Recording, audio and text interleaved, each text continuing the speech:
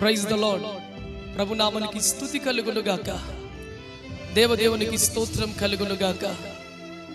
My friend, నన్ను ఒక మాట చెప్పనివ్వండి. నా మాటలు మీరు చాలా జాగ్రత్తగా మీరు ధ్యానించండి. ఆది కాండము 34 మొదటి వచనాన్ని ఒకవేళ మనం ధ్యానిస్తున్నట్లయితే, యాకోబుకు మరియు లేయాకు పుట్టిన సంతానమైన దీనా మనకి ఇక్కడ కనబడుతుంది.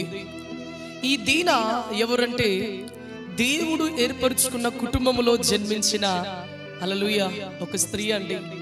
యాకోబుకు లేయాకు పుట్టిన సంతానము. హల్లెలూయా. కానీ వారు వెళ్ళిన ఆ దేశములో అన్యజనులు, అన్యాచారాలు, ఈ లోక సంబంధమైన స్థితిలో ఉన్నవారు అనేకులు ఉన్నారు. వాళ్ళని చూడాలనుకుంటుంది. ఆ చూడాలనుకొని ఒక దైవికమైన కుటుంబములో పుట్టిన ఈ స్త్రీ ఆ లోకములో ఉన్నవి, ఆ దేశంలో చూడాలనుకొని బయటకు వెళ్ళి చివరికి తీరని నష్టాన్ని తీసుకొచ్చి పెట్టుకుంది. తండ్రికి అవమానాన్ని తీసుకొచ్చింది. అన్నయ్యలను హంతకులుగా మార్చేసింది.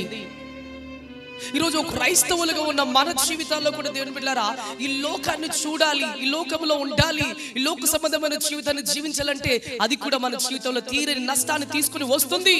ఈరోజు క్రైస్తవుడు అంటే, because we are all separated people from to the universal. మనమందరం ప్రత్యేకించబడిన వాళ్ళం, ప్రత్యేకించబడిన దేవుని పిల్లలమై ఉన్నాము. అందుకే నా ప్రియమైన దేవుని బిడ్డలారా, క్రైస్తవుడు అంటే లోకములో ప్రత్యేకించబడిన వాడు. క్రైస్తవుడు అంటే ఈ లోక ఆశలతో కాకుండా దేవుని యొక్క వాక్యానుసారమైన జీవితాన్ని జీవించేవాడు. ఈ లోకముతో క్రైస్తవుడికి పని లేదు. ఈ లోక ఆచార సాంప్రదాయాలతో పని లేదు. దేవుని ఆజ్ఞ అనుసరించి నడిచిన విధంగా మనం ఉండాలని ప్రభు ఈరోజు ఆశపడుతున్నాడు, కోరుతున్నాడు. ఈరోజు చాలా మంది క్రైస్తవులు లోకాచారాలతో, లోక సాంప్రదాయాలు అనుసరిస్తున్నారు. లోకస్తుల యొక్క నాగరికతను వారు ఇష్టపడుతున్నారు. హల్లెలూయా. అలాంటి వస్త్రాధరణ, అలాంటి వే ఆఫ్ టాకింగ్, అలాంటి మాటలు, అలాంటి లోక సంబంధమైన జీవితాన్ని జీవిస్తూ క్రైస్తవుడిగా ఈరోజు నటిస్తున్నావేమో. ఒకవేళ నీవు కూడా దీనలాగే ఈ లోకములో ఉన్నవి చూడాలని ఆశ కలిగిన బిడ్డ, జాగ్రత్త. దీన జీవితంలో తీరని నష్టాన్ని తీసుకొచ్చి పెట్టేసింది. తల్లిదండ్రులకు అవమానాన్ని తీసుకొచ్చేసింది. అన్నేళ్ళను హంతకులుగా మార్చింది.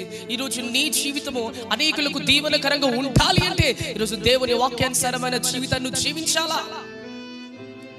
ఈరోజు నువ్వు ఎలా ఉంటున్నావు? ఈరోజు దీనను మన ముందు పెట్టి దేవుడు ఈరోజు నీతో నాతో సూటిగా స్పష్టంగా దేవుడు మాట్లాడుతున్నాడు. దేవుని బిడ్డ, ఒక క్రైస్తవుడిగా ఉంటున్న మనము, దేవుని నమ్ముకున్న మనము ఈరోజు అన్యాచారాలు విడిచిపెట్టి దేవుని ఆజ్ఞల ప్రకారంగా జీవించాలని ప్రభువు కోరుతున్నాడు.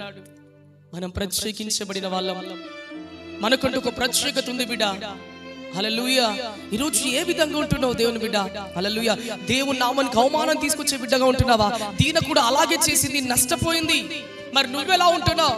తల్లిదండ్రుల మాట వినలేదు, ఈ లోకములో ఉన్నది చూడాలనుకుంది, ఈ లోక ఆశల కోసం పరిగెట్టింది.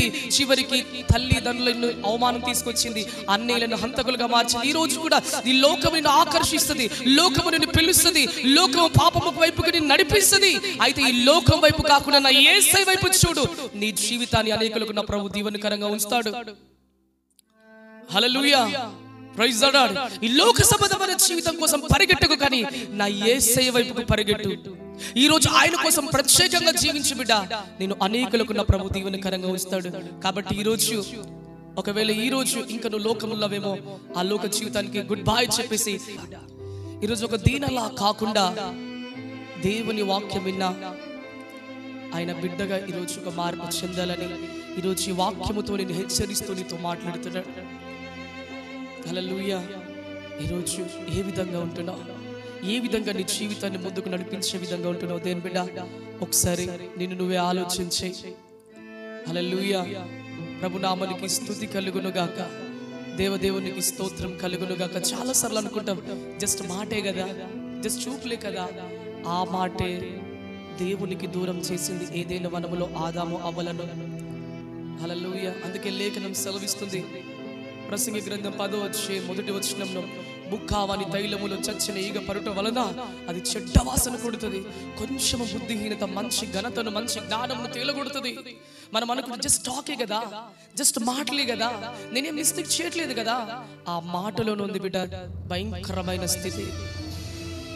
ఆ మాటలతో మాయ చేసి నీ జీవితాన్ని పాడు చేయడానికి అపవాదిగాడు ప్రతి నిత్యం ఎవడిని మృంగుదామని వాడు గర్జ సింహం వల్ల వాడు తిరుగుతున్నాడు.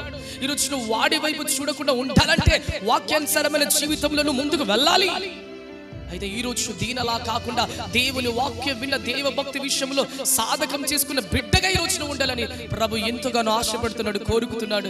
కాబట్టి ఈ రోజు మార్పు వచ్చింది. ఈ రోజు ఈ వాక్యం ద్వారా నీ జీవితాన్ని ప్రభువుకు సమర్పించు. తప్పక దేవుడి జీవితంలో గొప్ప కార్యం చేస్తాడు. దేవుడి మాటలు దీవించి ఆశరించి ఫలింపచేయును గాక.